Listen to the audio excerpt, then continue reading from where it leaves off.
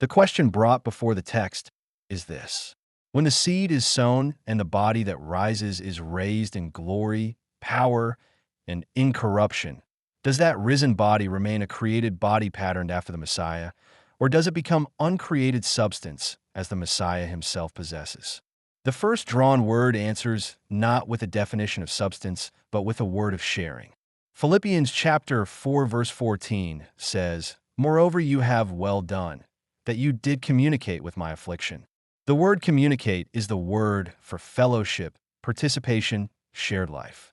The Philippians did not become Paul's affliction. They shared it. They remained creatures, and yet they entered his suffering by love.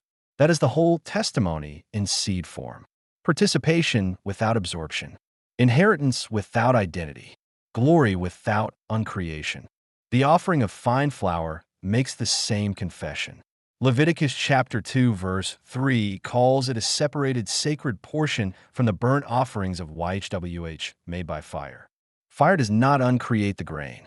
It consecrates the grain. It remains grain, but becomes most holy.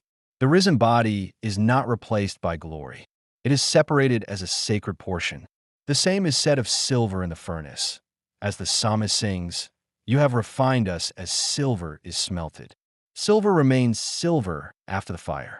The dross is removed and the substance is purified. The body that rises is the body that was sown, now refined, now made holy, now raised in power, but still a body.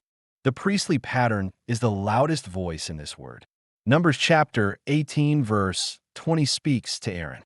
"You will have no inheritance in their land, and no share among them. I am your share and your inheritance among the children of Israel." The Levite receives YHWH himself as his portion. That is the nearest union the Old Covenant can name. Yet the Levite does not become YHWH. He has YHWH as a share. Joshua chapter 18 verse 7 says the priesthood of YHWH is their inheritance. The gift is named without confusing the one who receives with the one who gives.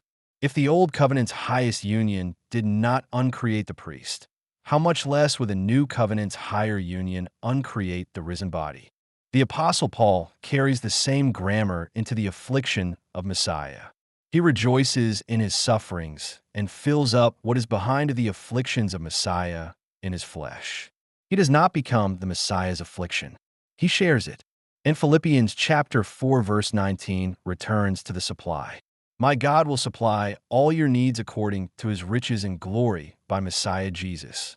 Supply is not identity. The body will be supplied with glory. It will not become the glory itself. The risen body remains a receiver, a creature, a body upheld by the inexhaustible fountain. The Ark of the Covenant appears in the heavenly temple in the Revelation, and it is not dissolved into the divine nature. It is disclosed. The priests who carried the ark through the Jordan stood in the waters and did not become the presence they bore. The showbread set before YHWH remained bread, holy bread, but still bread. David received it for his men, and it nourished their creaturely bodies. The pattern is one testimony from the law, the prophets, and the gospel. The word also carries a caution. The warning of Numbers chapter 14 verse 42 says, "Go not up, for YHWH is not among you." To seek uncreated substance is to go up where YHWH is not called. Isaiah warns against going down to Egypt for help and trusting in horses and chariots while not looking to the Holy One of Israel. The desire to become uncreated is the oldest idolatry. The serpent's promise, "You shall be as God." The affirmative answer protects us from that. It says the body that was sown, your body, with its history and redeemed particularity, will be raised. It will not be thrown away and replaced by something else. The mathematics confirms the text. The pattern polarity is yes, affirmative, at 99.5%. The anomaly is strong. The dominion triad of identity, inheritance, and priesthood converges far beyond the strong anomaly threshold, and the priestly channel is the loudest. The data shows a statistically confirmed non-random pattern across multiple independent channels, and it survives false discovery correction. But the mathematics only supports what the text has already said. So the answer is plain. The risen body remains a created body patterned after the Messiah. It has not become uncreated substance as the Messiah himself possesses. The seed that is sown is raised. It is not dissolved, not absorbed, not unmade. The grain offering becomes a separated sacred portion and remains grain. The silver is refined and remains silver. The Levite inherits YHWH and remains a Levite. The priest bears the ark and remains a priest. Paul fills up the afflictions of Messiah in his flesh and remains Paul. The Philippians share his affliction and remain Philippians.